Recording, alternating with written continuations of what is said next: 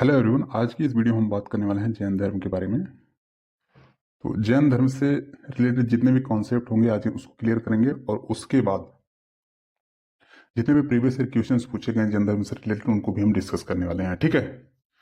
तो जैन धर्म में जो जैन शब्द होता है, जैन, वो संस्कृत के जिन शब्द से लिया गया है, जिसका अर्थ होता है विजेता। एग्जाम में डायरेक्ट यहाँ से क्वेश्चन पूछा गया है कि जैन धर्म जो संस्कृत के जिन शब्द से जो लिया गया है उसका अर्थ क्या होता है, तो विजेता। आपको क्लियरली यहाँ से बता देना है। अगला क्वेश्चन क्या है, देखिए अगला टॉपिक पॉइंट हमारा क्या है, जो वास्तविक संस्थापक कौन है। जैन धर्म के जो वास्तविक संस्थापक हैं वो कौन है, तो जैन धर्म के जो वास्तविक संस्थापक हैं महावीर स्वामी हैं। जैन धर्म के 24वें तीर्थंकर हैं और ये अंतिम तीर्थंकर भी हैं। ठीक है। महावीर स्वामी का एक जल मंदिर है जो कि पावापुरी, जिसे हम अप्पापुरी के नाम से जानते हैं, वो पाप रहित शहर जिसे कहा जाता है। देखिए जल मंदिर इनका कहाँ पर बना हुआ है, पावापुरी में। और पावापुरी को हम किस नाम से जानते हैं, अप्पापुरी के नाम से।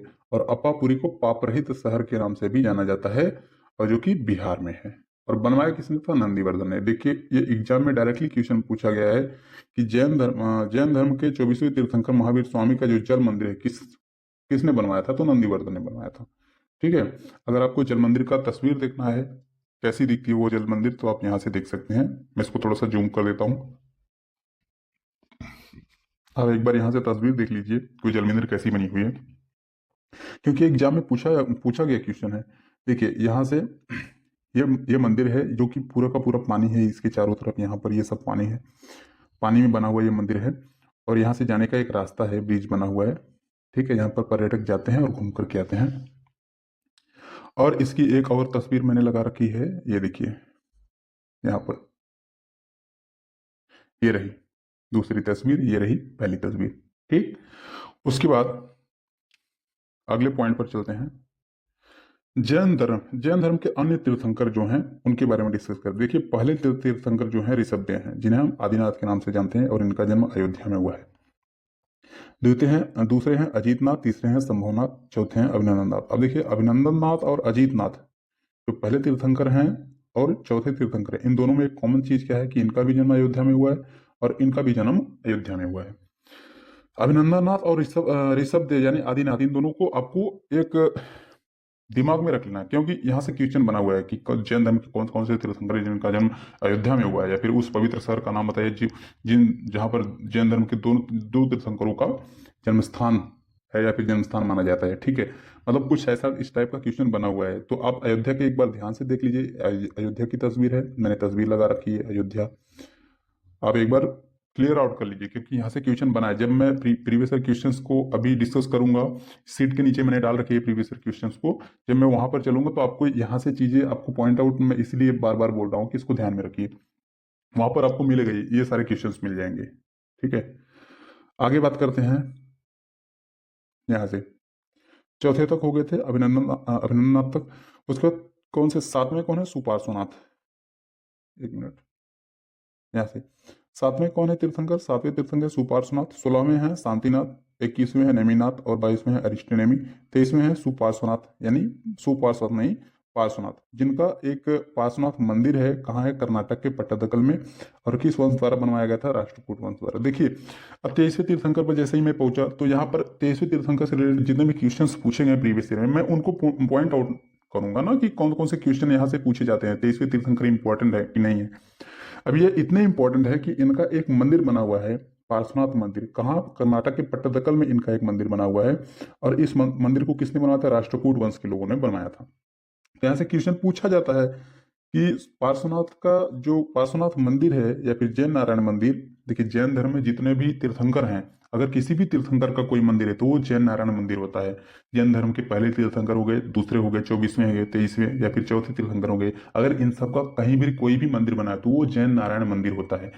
अब पार्श्वनाथ की कोई मंदिर है तो उसे जैन नारायण मंदिर, ऑब्वियस सी बात है, हम बोल सकते हैं उसको जैन नारायण मंदिर, क्योंकि एक जैन ये, क्योंकि जो पार्श्वनाथ जी हैं जैन नारायण है, जैन नारायण मंदिर हुआ। अब इनका स्पेसिफिक अगर वो बात करना है कि किसका मंदिर है, तो वो नाम से आपको क्लियर करना पड़ेगा। तो यहाँ पर जो कर्नाटक के पट्टादकल में जो मंदिर बना हुआ है, जैन नारायण मंदिर के नाम से जाना जाता है। और ये किस जैन नारायण की मंदिर है, पार्श्वनाथ की मंदिर है। इसको किसने बनाया था, राष्ट्रकूट वंश के लोगों ने बनाया था। अगर आपको मंदिर की तस्वीर देखनी है तो मैंने नीचे लगा रखा है, उसको भी आप देख सकते हैं यहाँ से। ये देखिए। ठीक है, मंदिर की ये साइड व्यू है और इसी मंदिर को यहाँ से शायद फ्रंट व्यू एक लिया गया है, उसको मैंने लगा दिया है। उसके बाद इस मंदिर में कौन कौन सी तस्वीर है वो आप देख सकते हैं। एक ये वाली तस्वीर है पार्श्वनाथ की, और पार्श्वनाथ की जो जितनी भी तस्वीरें आप देखेंगे ना, उनके हेड पर, उनके सिर पर ये कि शेषनाग का एक फन बना हुआ रहेगा, जिसमें 7 फन होते हैं, जिसमें 7 शेषनाग, 1 2 3 4 5 6 7। तो पार्श्वनाथ की जितनी भी तस्वीर आप देखेंगे, उनके सिर पर ये उनके हेड पर यानी उनके सिर पर ये शेषनाग की जो तस्वीर है वो जरूर बनी रहेगी। ठीक है, और ये सारी जो तस्वीर आप देख रहे हैं, कौन कौन सी, ये वाली और ये वाली, ये कहाँ पर है, इसी मंदिर के अंदर है। देखिए, फिगर से थोड़ा सा माइंड मैप सा बन जाता है कि राष्ट्रकूट वंश ने जो मंदिर बनवाया था पार्श्वनाथ मंदिर, वो कहाँ पर है, कर्नाटक के पट्टदकल में है, और मंदिर कैसी दिखती है, उसके अंदर कौन कौन सी मूर्तियां बैठाई गई, ये सब चीजें अगर हम फिगर से देखते हैं ना, तो इमेजेस के माध्यम से समझते हैं, तो हमारे दिमाग में, माइंड में बनता है कि हाँ यार, ये चीजें याद रखना थोड़ा इजी हो जाता है। ठीक है, अगले पॉइंट पर चलते हैं। हमारा अगला पॉइंट क्या है, कर्नाटक में स्थित जैन मठवासी प्रतिष्ठानों को बसदी या बसादीस कहा जाता है। ये चीज बहुत इंपॉर्टेंट है, क्योंकि देखिए, जो जैन तीर्थंकर होते हैं वो कहाँ पर रहते थे, जहां पर वो रहते थे उसको क्या कहा जाता था, मठ कहा जाता था। ठीक है, अब कर्नाटक में जितने भी मठ हैं या फिर जितने भी जैन धर्म के लोग, जैन तीर्थंकरों के रहने का जितना भी स्थान है, उस चीज को क्या कहा जाता है, बसदी। और ये एग्जाम में पूछा जाता है कि बसदी किसे कहा जाता है, तो आपको बताना है कि, या फिर ऐसा एग्जाम में क्वेश्चन है, कर्नाटक में स्थित जैन मठवासी प्रतिष्ठानों को क्या कहा जाता है, तो आपको बताना है कि बसदी कहा जाता है। बसदी कैसी दिखती है, बस्ती का मतलब क्या होता है, मैंने बता दिया कि यहाँ पर जैन तीर्थंकर पहले रहा करते थे, और जो जैन तीर्थंकर रहते हैं उसी को बस्ती कहा जाता है। ठीक है, समझ में आया बस्ती क्या होता है। हम यहाँ से आप तस्वीर देख सकते हैं कितनी, जो एक बस्ती ये हो गया, दूसरी बस्ती ये हो गई, और उसके बाद तीसरी बस्ती ये हो गई।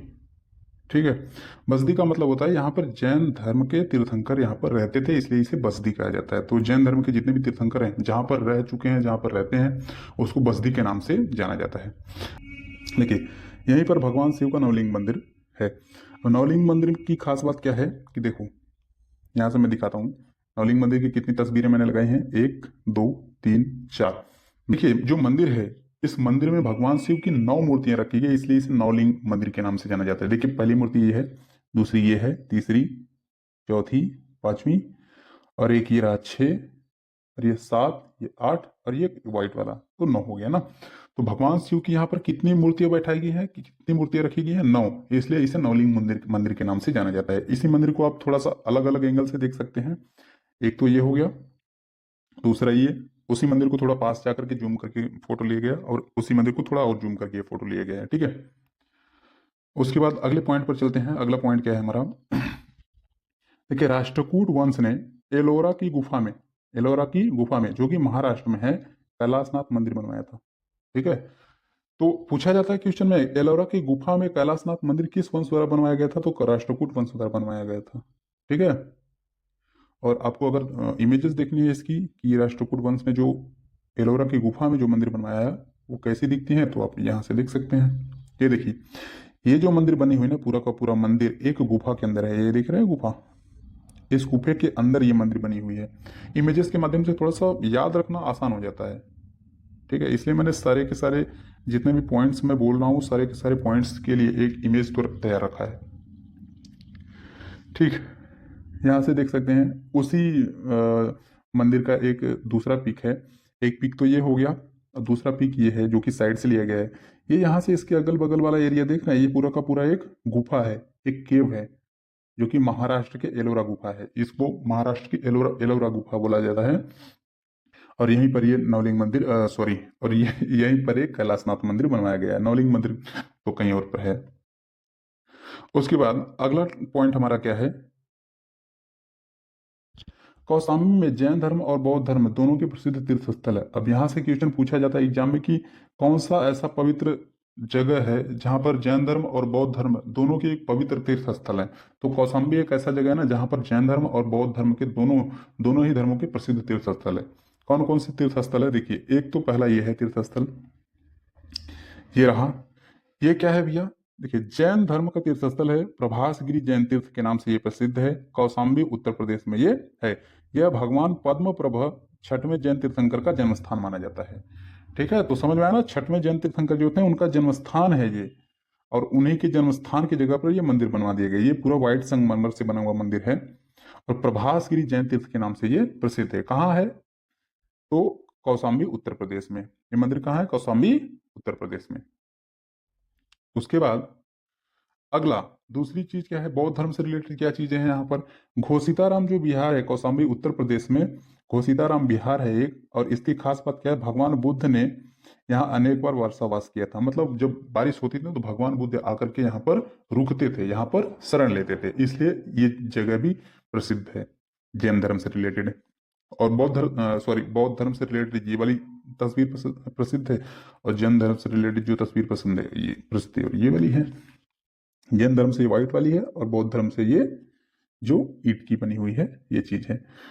वर्धमान महावीर स्वामी के जो जीवन परिचय है, उनके लाइफ स्टाइल के बारे में थोड़ा देखते हैं कि इनका जन्म कब हुआ था? 540 ईसा पूर्व में हुआ था। जन्म स्थान कुंडलग्राम या वैशाली बिहार। अब देखिए, कुंडलग्राम वैशाली बिहार मैंने तीनों लिख रखा है। अगर आपको ऑप्शन में दे दिया गया कि इनका जन्म स्थान क्या है, और ऑप्शन में है कुंडलग्राम, वैशाली और बिहार तीनों है, तो आपको लगाना है कुंडलग्राम, क्योंकि जो इनका एग्जैक्ट स्थान था, जन्म स्थान था, वो कुंडलग्राम था। कुंडलग्राम कहाँ पर है? वैशाली के आसपास है, और वैशाली तो बिहार में पड़ता है। ठीक है, तो आपको क्या लगाना है? कुंडलग्राम लगाना है। इनके पिता का क्या नाम था? सिद्धार्थ था। माता का नाम क्या था? त्रिशला। माता का नाम क्या था? त्रिशला। इनकी पत्नी का नाम क्या था? यशोदा। पुत्री का नाम क्या था? प्रियदर्शना। गृह त्याग इन्होंने 30 वर्ष की आयु में किया था। कैवल्य, कैवल्य का मतलब होता है ज्ञान, जिसे जैन धर्म में जब किसी जैन तीर्थंकर को ज्ञान की प्राप्ति हो जाती है तो उसे कैवल्य कहा जाता है। ठीक है, जब जैन धर्म में किसी को ज्ञान की प्राप्ति हो जाती है तो उसे क्या कहा जाता है? कैवल्य कहा जाता है। तो कैवल्य या फिर इन्हें ज्ञान की प्राप्ति कब हुई? 42 वर्ष की आयु में, साल वृक्ष के नीचे। साल वृक्ष को बरगद का जो वृक्ष होता है उसे साल वृक्ष कहा जाता है। तो साल वृक्ष क्या होता है, कैसा दिखता है, उसकी तस्वीर मैंने यहाँ पर लगा रखी है। ये देखिए, साल वृक्ष की जो पत्तियां हैं मैंने यहाँ पर लगा रखा है। उसके बाद उसका जो तना कैसा दिखता है वो देख लीजिए आप यहाँ पर। उसके बाद उसके जो पेड़ हैं यहाँ पर ये देख लीजिए। ठीक है, उसके बाद निर्वाण। निर्वाण का मतलब होता है, जैसे जैन धर्म में जब किसी तीर्थंकर का मृत्यु होता है तो उसे निर्वाण कहा जाता है। जब किसी जैन तीर्थंकर को ज्ञान की प्राप्ति होती है तो उसे कैवल्य कहा जाता है। 42 वर्ष की आयु में साल वृक्ष के नीचे किसको? महावीर स्वामी को ज्ञान की प्राप्ति हुई थी। और निर्वाण यानी इनकी मृत्यु कब हुई थी? 468 ईसा पूर्व में पावापुरी बिहार में हुआ था। अब देखिए, यहाँ से थोड़ा सा दिमाग में रखने वाली चीज ये है, जो इनका निर्वाण यानी इनकी मृत्यु हुई थी 468 ईसा पूर्व में। ठीक है, अगर ऑप्शन में आता है पावापुरी तो आप पावापुरी को लगाएंगे, ऑप्शन में आता है बिहार पावापुरी, दोनों दे दिया तो आपको पावापुरी लगाना है, क्योंकि जो एग्जैक्ट लोकेशन था इनका वो पावापुरी था, बिहार नहीं था। ठीक है, क्योंकि पावापुरी जो है बिहार के अंदर ही आता है। तो अब ये इतनी बेसिक चीजें आपको आनी चाहिए। उसके बाद पहला उपदेश इन्होंने कहाँ पर दिया था? पहला उपदेश इन्होंने राजगिरी के विपुलाचल पर्वत पर दिया था। भाषा क्या थी? अर्धगामी मागधी भाषा। ठीक है, प्राकृत अर्धमागधी भाषा थी। इसी भाषा में इन्होंने पहला उपदेश दिया था। अब देखिए, यहाँ से थोड़ा सा अब मैं एक पॉइंट बताना चाहता हूँ कि जो पहला उपदेश इन्होंने दिया था राजगिरी के विपुलाचल पर्वत पर दिया था। तो राजगिरी का विपुलाचल पर्वत दिखता कैसा है उसकी इमेजेस मैंने लगा रखी है, आप देख सकते हैं यहाँ पर। ठीक है, ये देखिए, ये राजगिरी का विपुलाचल पर्वत है। यहाँ से आप देख सकते हैं पर्वत कैसा दिख रहा है, इसके आसपास में क्या है, ये चीजें आप देखेंगे। क्योंकि इमेजेस होते हैं ना, वो हमारे दिमाग में माइंड मैप बना देते हैं कि हाँ ये चीजें मैंने देखी हुई, कहीं ना कहीं पर ये पर्वत तो मैंने देखा है, विपुलाचल पर्वत है ये। ठीक है, अब इस पर्वत में की एक खास बात, यहाँ पर जो इस पर्वत पर ये जो व्हाइट वाली चीज देख रहे हैं ना, यहाँ पर ये मूर्ति है। क्योंकि जब महावीर स्वामी वहां पर उपदेश दिए तो कहीं ना कहीं बैठे होंगे, तो जिस जगह पर वो बैठे तो वहां पर एक मूर्ति बना दी गई। अब बनाई गई, पहले नहीं होंगी वहां पर, मुझे ऐसा उम्मीद है अब ये चीजें बना दी गई होंगी। ये जो व्हाइट वाली चीज देख रहे हैं आप, ये एक मूर्ति है। यहाँ से ये जो व्हाइट वाली चीज देख रहे हैं ये मूर्ति है, और ये इस मूर्ति की भी तस्वीर मैंने लगा रखी है। वो जो मूर्ति आप देख रहे हैं वो यही वाली मूर्ति है। वो जो मूर्ति आप देख रहे हैं वो ये वाली मूर्ति है। ठीक है, यहाँ से आप विपुलाचल पर्वत को एक बार देख लीजिए फिर से। ये रहा, उसके बाद ये रहा, उस पर जो तस्वीर बनी हुई ये है, और उस पर ये जो तस्वीर, उसके अगल बगल की जो तस्वीरें मैंने लगा रखी है। अगला पॉइंट क्या है, जैन धर्म के 5 महाव्रत हैं। जैन धर्म में कितने महाव्रत हैं? 5 महाव्रत हैं, और इन्हीं 5 महाव्रत को मौलिक सिद्धांत के नाम से जाना जाता है।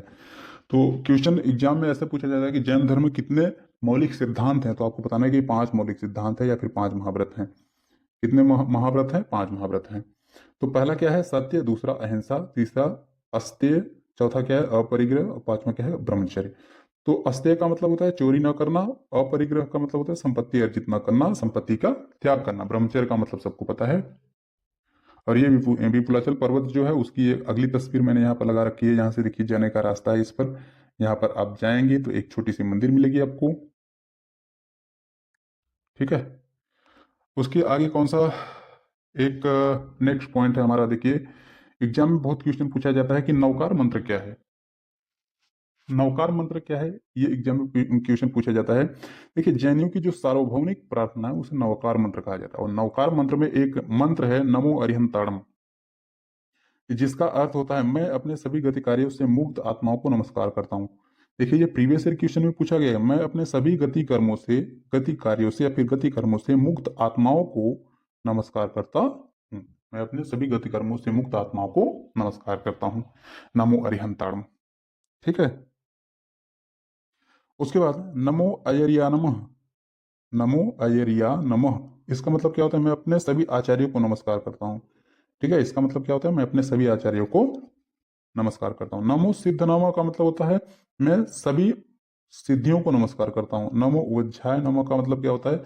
सभी उपाध्याय गुरुओं को नमन करता हूँ, उपाध्याय गुरुओं को नमन करता हूँ, ठीक है। यहाँ से मैंने नवकार मंत्र की एक तस्वीर लगा रखी है, ये आप देख सकते हैं। फ्रेमिंग इसकी अच्छी लग रही है। जितने भी मंत्र हैं ये सारे मंत्र इसमें लिखे हुए हैं, 1 2 3 4 5 6 7 8, जितने भी मंत्र है इसमें लिखे गए हैं, आप देख सकते हैं, आप पढ़ सकते हैं इसको। उसके बाद एक तस्वीर मैंने और लगा रखी है, यहाँ से आप देख सकते हैं, ये रही। फ्रेमिंग अच्छा लग रहा है इसका, ठीक है।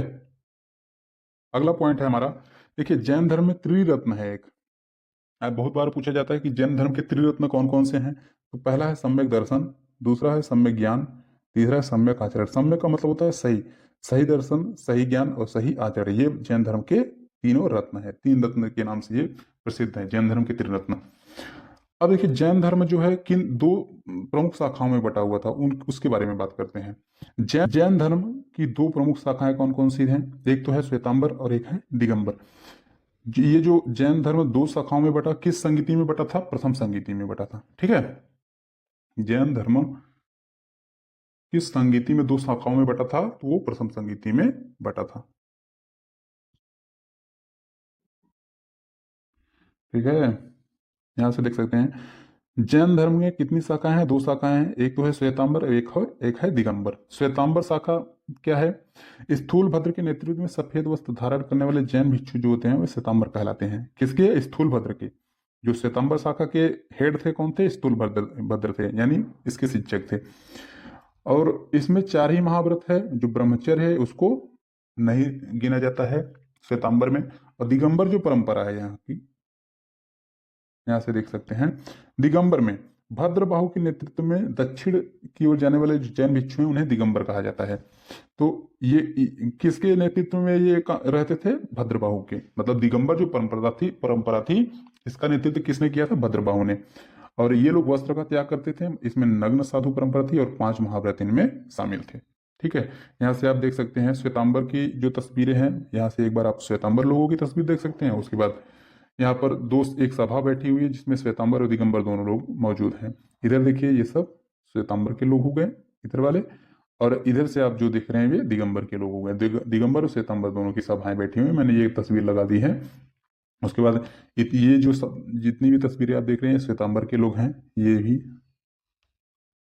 उसके बाद दिगंबर की बात करते हैं। दिगंबर लोगों की आप अगर तस्वीर देखना चाहें तो यहाँ से देख सकते हैं, ये दिगंबर लोगों की तस्वीर है, यहाँ से आप देख सकते हैं। उसके बाद अगला पॉइंट क्या है? जैन धर्म और बौद्ध धर्म की समकालीन विचारधारा कौन सी थी? ये बहुत बार क्वेश्चन एग्जाम में पूछा जाता है कि जैन धर्म और बौद्ध धर्म के समकालीन विचारधारा कौन थी? तो वो थी आजीवक संप्रदाय।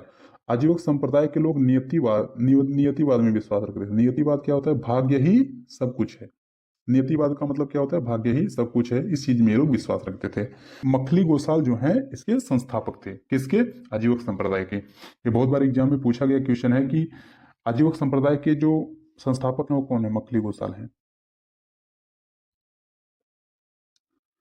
अब देखिए बात करते हैं कि जैन धर्म में कितनी संगीतियां हुई हैं। तो जैन धर्म में आज तक 2 संगीतियां हुई है। जैन धर्म में 2 संगीतियां हुई है, प्रथम जैन संगीति और द्वितीय जैन संगीति। प्रथम जैन संगीति किसने कराया था, तो चंद्रगुप्त मौर्य ने कराया था, 300 बीसी में कराया था इन्होंने। बीसी का मतलब होता है बिफोर क्राइस्ट, मतलब ईसा मसीह के जन्म के 300 वर्ष पहले ये संगीति हुई थी चंद्रगुप्त मौर्य के समय में, ठीक है, चंद्रगुप्त मौर्य ने कराया था। और ये जो संगीति है कहाँ पर हुई थी, पाटलिपुत्र यानी पटना में। अध्यक्ष इसके कौन थे, स्थूलभद्र थे, ठीक है। अब एक चीज और समझ लेते हैं कि ये संगीतियां क्या होती हैं, क्यों बुलाई जाती हैं संगीतियां, ठीक है। यहां से आप देख सकते हैं, थोड़ा सा जूम इन, ठीक। संगीति क्या होती है, संगीति का मतलब होता है काउंसिल, जिसे इंग्लिश में कहते हैं संगीति या काउंसिल क्या होती है। संगीति का अर्थ है धर्माचार्यों, साधुओं या विद्वानों की सभा, जिसमें सभी एक साथ बैठकर धर्म से जुड़े महत्वपूर्ण विषयों पर निर्णय लेते हैं, ठीक है। उसके बाद संगीति क्यों बुलाई जाती है, मुख्य उद्देश्य क्या होते हैं, इन सब चीजों के बारे में भी हम डिस्कस करेंगे। जैसे धार्मिक शिक्षाओं को सुरक्षित रखना, जो धर्म की जो शिक्षाएं हैं उनको सुरक्षित रखने के लिए संगीतियां बुलाई जाती हैं। उपदेशों का संग्रह, संकलन और आवश्यकता होने पर लिखित रूप देना, इन चीजों के लिए संगीतियां बुलाई जाती हैं। मतभेदों और विवादों का समाधान करना, इन चीजों के लिए बुलाई जाती है संगीतियां। धार्मिक नियमों जो कि आगम और ग्रंथ को व्यवस्थित करना। धर्म धर्म के प्रचार और प्रसार के संगठन को मजबूत करना, धर्म के जो प्रचार प्रसार के संगठन है उसको मजबूत करने के लिए संगीतियां बुलाई जाती हैं।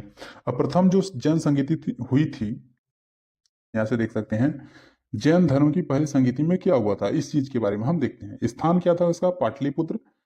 अध्यक्ष कौन थे, स्थूलभद्र। समकालीन शासक कौन थे, चंद्रगुप्त मौर्य थे। मुख्य कार्य क्या हुआ था, यहां से थोड़ा सा देखते हैं, ठीक है।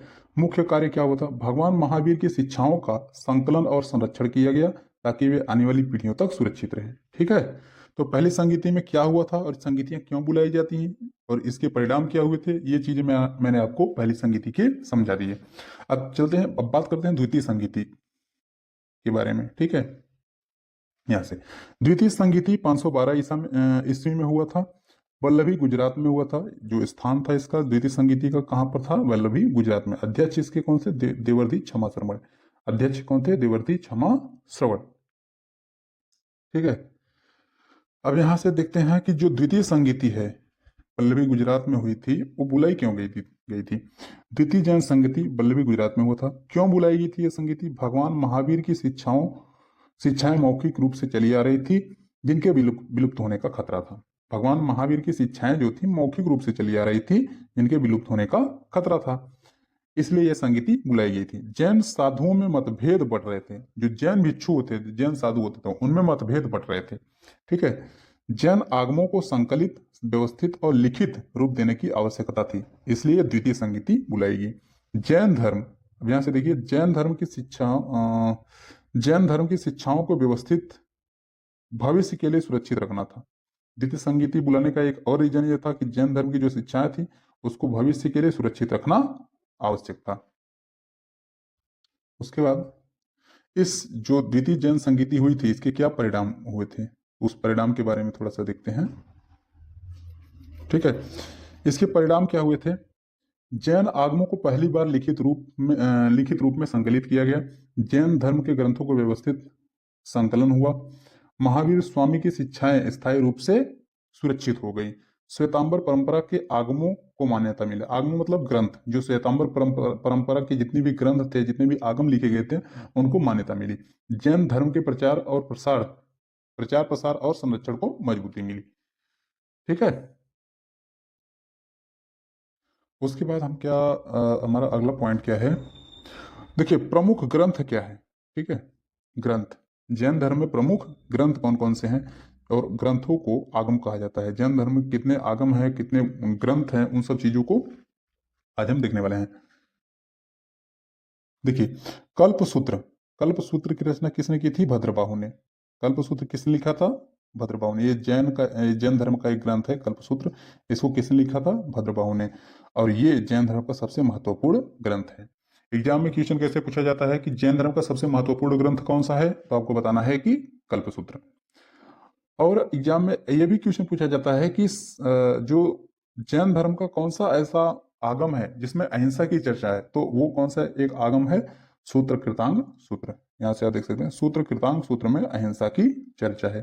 यहाँ से मैंने कल्प सूत्र का एक इमेज लगा रखा है, और ये जो दोनों इमेजेस आप देख रहे हैं ये सूत्र कृतांग सूत्र के हैं। ये भी सूत्र कृतांग सूत्र का है, ये भी सूत्र कृतांग सूत्र का है। आप जूम करके देख सकते हैं।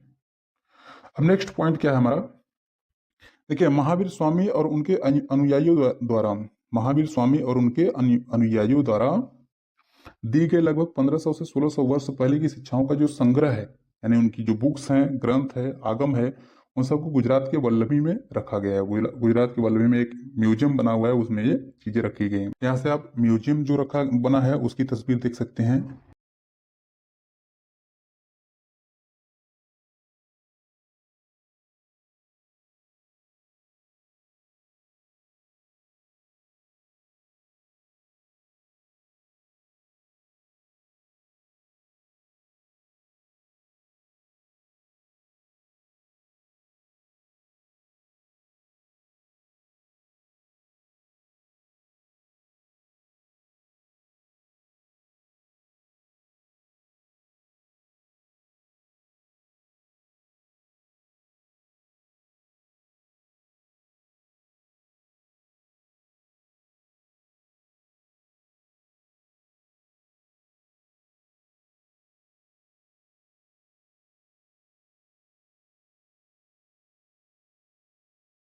अब देखिए यहाँ से एग्जाम ओरिएंटेड इंपॉर्टेंट फैक्ट के बारे में देखते हैं। अगर आपको शॉर्ट नोट्स चाहिए इसका, ये जितना भी हमने बताया इसका शॉर्ट नोट अगर बात करते हैं, तो जैन धर्म के वास्तविक संस्थापक जो हैं वो महावीर स्वामी हैं। शॉर्ट नोट देख रहे हैं हम। प्रथम तीर्थंकर ऋषभदेव हैं। 24वें तीर्थंकर महावीर स्वामी हैं। महावीर स्वामी का जन्म 540 ईसा पूर्व कुंडलग्राम में हुआ था। निर्वाण यानी इनका जो मृत्यु हुआ था 468 ईसा पूर्व में पावापुरी में हुआ था। ये शॉर्टकट नोट्स में बता रहा हूँ। जैन धर्म का जो मुख्य ग्रंथ है कल्पसूत्र है। 5 महाव्रत हैं जैन धर्म में, सत्य, अहिंसा, अस्तेय, अपरिग्रह और ब्रह्मचर्य। ठीक है। उसके बाद जैन धर्म में त्रिरत्न है, जिसे सम्यक दर्शन, सम्यक ज्ञान और सम्यक आचरण के नाम से जाना जाता है। प्रमुख शाखाएं कौन कौन सी हैं? श्वेतांबर और दिगंबर। अब देखिए एग्जाम से रिलेटेड कितने भी क्वेश्चन पूछे गए हैं उनको मैं डिस्कस करने वाला हूँ। प्रीवियस ईयर क्वेश्चंस की जो प्रैक्टिस शीट है यहाँ पर मैंने लगा दी है। एसएससी एग्जाम में कितने क्वेश्चन पूछे गए हैं वो सब चीजें आप देख लीजिए। यहाँ से देखिए पहला क्वेश्चन है, आजीवकों के संदर्भ में निम्नलिखित कथनों पर विचार कीजिए। ठीक है। मक्खली गोसाल इस संप्रदाय के प्रमुख शिक्षक थे। आजीवक भाग्यवाद में विश्वास रखते थे। मैंने बताया ना अभी, जैन धर्म और बौद्ध धर्म दोनों की समकालीन विचारधारा कौन सी थी? आजीवक संप्रदाय। और इस संप्रदाय के जो प्रमुख शिक्षक कौन से? मक्खली गोसाल। यहाँ पर दिया ना मक्खली गोसाल इस संप्रदाय के प्रमुख शिक्षक थे। उसके बाद आजीवक भाग्यवाद में विश्वास रखते थे। भाग्यवाद का मतलब क्या होता है कि आजीवक जो है इस चीज में विश्वास रखते थे ना कि नियतिवाद। नियतिवाद का मतलब होता है भाग्य ही सब कुछ है। ठीक है। तो इसका ऑप्शन नंबर देखिए ए और बी दोनों ही सही है, तो इसका ऑप्शन नंबर ए हो जाएगा। ए और बी दोनों सही है। ठीक है। अगला क्वेश्चन देखते हैं। महावीर जयंती पर भगवान महावीर का जन्मदिन मनाया जाता है जो जैन धर्म के कौन से तीर्थंकर है? आपको बताना है। ये क्वेश्चन को पूछा गया SSC CHSL 8/7/2024 की फर्स्ट शिफ्ट में पूछा गया क्वेश्चन है। तो ये 24वें तीर्थंकर हैं। महावीर स्वामी भाई जैन धर्म के 24वें तीर्थंकर ही तो हैं। अगला क्वेश्चन है, पट्टदकल में जैन मंदिर का निर्माण किस वंश द्वारा कराया गया था? तो राष्ट्रकूट वंश द्वारा कराया गया था। अभी मैंने दिखाया था ना, जो पट्टदकल में, कर्नाटक के पट्टदकल में जैन मंदिर का, जो जैन मंदिर थी उसका निर्माण किस वंश द्वारा कराया गया था? तो राष्ट्रकूट वंश द्वारा कराया गया था। उसके बाद अगला क्वेश्चन है, उस पवित्र शहर का नाम बताइए जिसे प्रथम एवं चतुर्थ जैन तीर्थंकरों का जन्म स्थान माना जाता है। देखिए मैंने बोला था ना क्वेश्चन पूछा जाता है यहाँ से। तो क्वेश्चन पूछा गया, कब पूछा गया क्वेश्चन है ये क्वेश्चन पूछा गया है SSC CHSL 26/10/2020 के मॉर्निंग शिफ्ट में पूछा गया क्वेश्चन है कि उस पवित्र शहर का नाम बताइए जिसे प्रथम और चतुर्थ जैन तीर्थंकरों का जन्म स्थान माना जाता है। तो कौन सा है? अयोध्या। अयोध्या की तस्वीर भी मैंने आपको दिखाई कि अयोध्या कैसा दिखता है। प्रथम और चतुर्थ जैन तीर्थंकर जो थे उनका जन्म स्थान है अयोध्या। अगला क्वेश्चन, रेलवे एग्जाम्स में कितने क्वेश्चंस पूछे गए हैं वो देखते हैं रेलवे एग्जाम्स के। जैन धर्म में जैन शब्द संस्कृत के जिन शब्द से लिया गया है, जिसका अर्थ क्या होता है? देखिए स्टार्टिंग में ही मैंने बता दिया था कि जैन शब्द में जैन शब्द जो है संस्कृत के जिन शब्द से लिया गया, जिसका अर्थ क्या होता है? विजेता होता है। और इसका ऑप्शन में दिया है विजेता, तो आप विजेता टिक कर देंगे। और ये क्वेश्चन कब पूछा गया था? ये देखिए आरआरबी ग्रुप डी 17/8/22 में पूछा गया था, मॉर्निंग शिफ्ट में। अगला क्वेश्चन क्या है? देखिए अगला क्वेश्चन है, जैन धर्म से संबंधित जल मंदिर का निर्माण किस वंश द्वारा कराया गया था, या फिर किसने कराया था? जैन धर्म से संबंधित जल मंदिर का निर्माण किसने कराया था? ये नंदीवर्धन ने कराया था। जल मंदिर किसके लिए है? भगवान महावीर स्वामी के लिए है, क्योंकि ये 24वें तीर्थंकर थे और इन्हीं का जल मंदिर बनाया गया है। दिगंबर संप्रदाय इनमें से किस धर्म से संबंधित है? दिगंबर संप्रदाय इनमें से किस धर्म से संबंधित है? तो जैन धर्म से, क्योंकि जैन धर्म जो है दो शाखाओं में बटा हुआ था, एक तो था श्वेतांबर, एक था दिगंबर। तो श्वेतांबर शाखा के लोग सफेद वस्त्र धारण करते थे और दिगंबर शाखा के लोग जो थे नग्न साधु परंपरा थी इसमें। तो वही पूछ रहा है कि दिगंबर संप्रदाय इनमें से किस धर्म से संबंधित थे। ठीक है, तो इसका हो जाएगा जैन धर्म। देखिए अगला क्वेश्चन क्या है, निम्नलिखित में से कौन सा आगम, आगम मतलब कौन सा ग्रंथ जैन धर्म में अहिंसा का वर्णन करता है? मैंने पॉइंट आउट किया था वहां पर कि कौन सा आगम ऐसा है जो अहिंसा का वर्णन करता है। तो सूत्र कृतांग सूत्र ऐसा था आगम जो अहिंसा का वर्णन करता है। सबसे महत्वपूर्ण ग्रंथ क्या था? कल्प सूत्र। और अहिंसा का वर्णन जिसमें मिलता है वो कौन सा था? सूत्र कृतांग सूत्र। ठीक है, वर्धमान महावीर स्वामी जिसे कहा जाता है जैन धर्म के कौन से तीर्थंकर है? पहले, दूसरे, तीसरे, चौथे कौन से तीर्थंकर हैं? ये क्वेश्चन पूछा गया आरआरबी ग्रुप डी 14/9/2022 के मॉर्निंग शिफ्ट में क्वेश्चन ये पूछा गया है। ठीक है, तो इसका ऑप्शन हो जाएगा सी 24वें।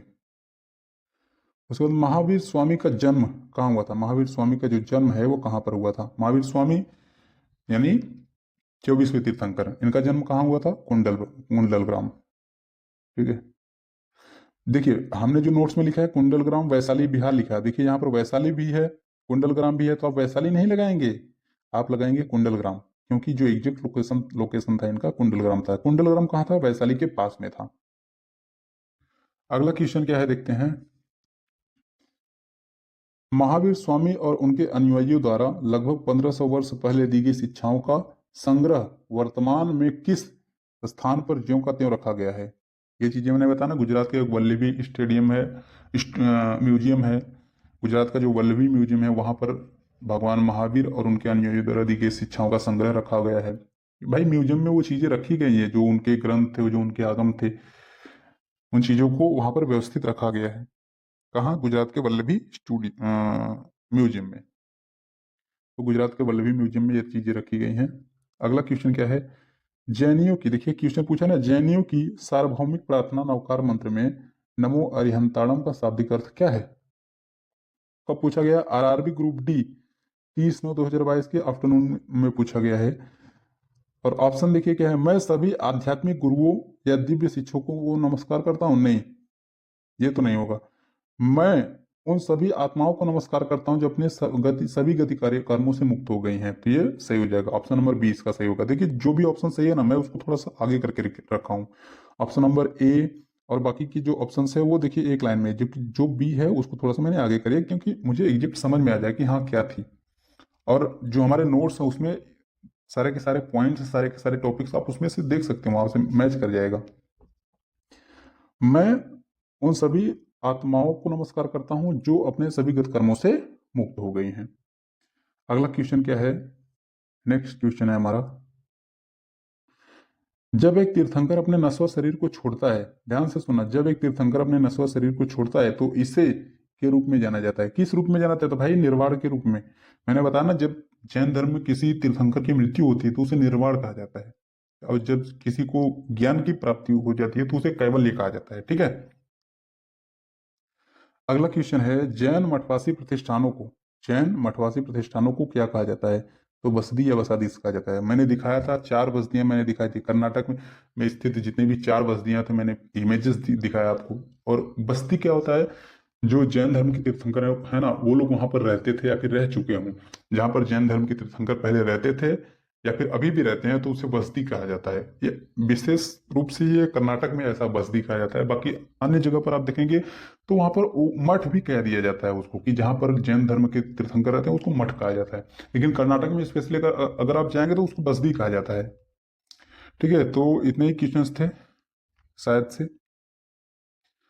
अब इसके आगे हम कल डिस्कस करेंगे। और अगर आपको ये नोट्स अच्छे लग रहे हैं तो आप चैनल को सब्सक्राइब कर सकते हैं और वीडियो को लाइक कर सकते हैं। और इसमें क्या मुझे और कुछ इमेजेस ऐड करने चाहिए, कुछ और पॉइंट्स ऐड करने चाहिए, अगर आपको बताना है तो कमेंट में बता सकते हैं। ठीक है।